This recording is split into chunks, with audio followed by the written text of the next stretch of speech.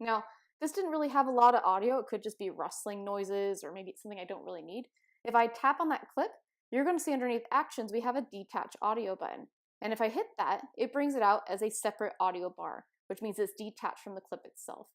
Now, this is great for if I want to take out the audio of something. Maybe I'm shooting a group shot that I want to do a voiceover on later.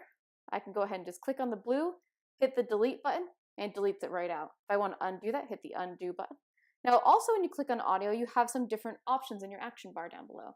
You do have the option to do things like a split if you need to. So if I need to split out, just like I did with video, some of the audio, I can do it.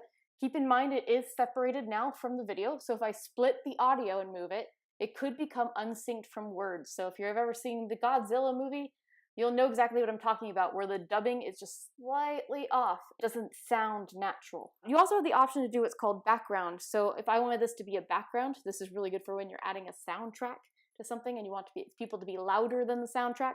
I can make that the background. And you can see if I wanted to move it to the foreground, I can move it to the foreground. So this is really good when you're working with multiple audio clips. I can also duplicate that out. So if I'm explaining something and I want to do it over and over again, I just hit duplicate, and now I have 2 audio clips to work with. Now you can also choose by dragging on the edges to shorten that audio clip a little bit, or I can use that split feature to move it around. Now you can also adjust your volume. So we have our volume up, volume down. You can see the wavelengths right inside there. You also have the option to do what's called a fade. This makes things a lot more natural sounding. So if you're going from one interview to a next, or you're going from one scene to a next, it's good to fade in and out your audio. It just makes things a lot smoother. Again, with our video, the main thing that we're going for is smooth and natural feeling, to where you don't notice these transitions and you don't notice these edits. It should feel like you're watching a natural movie. But I'm going to click on fade, and you'll see a yellow arrow has appeared under my clip. If I drag that, that's going to be how long the fade is. So right now this is standard as just a few seconds.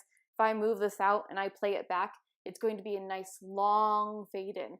Again, you can overdo that. So if there's important information all the way back here, you may not want to fade in that late because you're going to miss some of that stuff.